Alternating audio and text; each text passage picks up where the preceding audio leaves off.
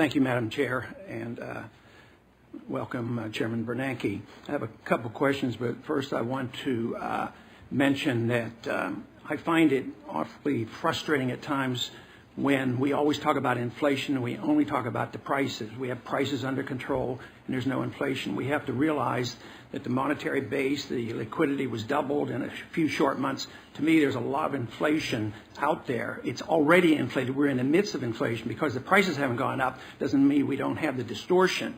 And it was that system that gave us the financial bubble, the artificially low interest rates, the malinvestment, and all the mistakes made. And now we're trying to correct all that by doing the very, very same thing.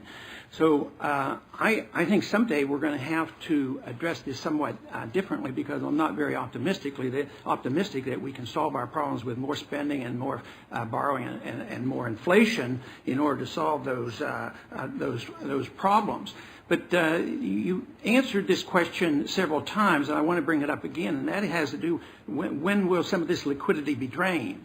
And I don't think the answers you've given is very specific, and I don't expect that I will get a more specific answer, but I'm going to try. What if we have a situation where prices are, which is not the best measure of inflation, but let's say the consumer price index and the PPI is going up 8 to 10%, and there's no economic growth. Where are you then? Because that's not impossible. It's happened. It's happened in our history. It happens throughout the world. It's a common thing. It puts you between the rock and the hard place. If you drain, interest rates go up, the economy further crashes. If you don't, you have the explosion. Can you give me an idea what you precisely would do if you faced a situation where prices were going up 10% with no economic growth? Well, I think that's an unlikely scenario. But we certainly would have to take steps to ensure price stability, because if inflation gets out of control, we know that has very adverse effects on the economy, both in the medium and long term, and so we would obviously have to address that. Which means you would have to raise interest rates. And it's exactly the same problem that is always faced by monetary policy, which is, in a recovery when the economy is starting to grow but has not yet gotten very far, perhaps, and unemployment is still above where you'd like it to be. You have to take away the punch bowl, as someone once said, in order to avoid the inflation risk. See, I see this as the real problem, because we practice economic planning through manipulation of money and credit. Socialism always fails because they don't have a pricing structure. Interventionism and inflationism fails because we don't have a free market pricing system of money, the interest rates. Therefore, it fails. It comes to a conclusion. And inevitably, it leads to a more socialized economy. Just witness what we're talking about. Taking over companies, taking over insurance companies, taking over banks. This has been the prediction of the free market economists, and yet we continue down this path of socializing our entire economy. But I do want to address one other subject, and it has to do with transparency. And you said you have made a commitment to transparency and openness, which is very good. And there's a lot of us that want that. And I have dealt with that and have legislation 1207 dealing with that. But in a real sense, I know what you're doing here, but the code really protects you from telling us some of the things we'd like to know.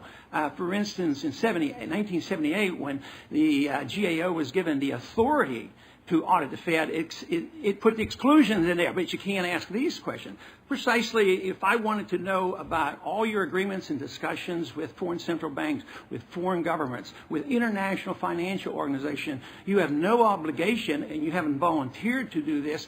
So is there a way that you would, since you're moving in this direction, move and consider supporting a position where Congress has the right to know these very, very crucial, vital issues dealing with their money?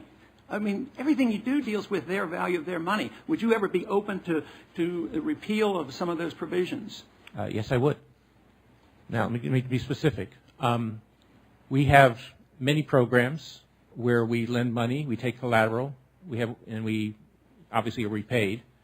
I just want to assure you, first of all, that we have very substantial oversight and controls. We have, besides internal divisions which monitor these things, we have an independent IG, and we have an external auditing company, private company, which provides audits every year and has given us a clean bill of health on all our financial controls, all at the level of Sarbanes-Oxley requirements.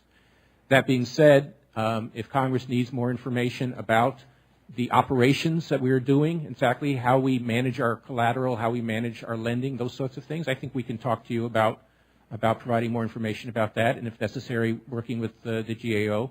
Where I would be very careful, where I'd like to be just very clear, there's been some discussion of the GAO, quote, auditing monetary policy. I don't know what that means, but I certainly would resist any attempt to dictate to the Federal Reserve how to make monetary policy. It's the independence of monetary policy which is crucial to the maintenance of price stability and economic growth in this country.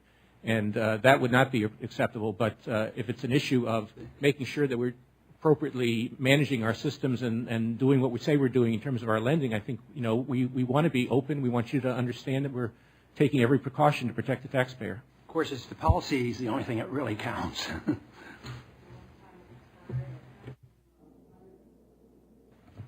Thank you, Madam Chair. Welcome, Mr. Chairman.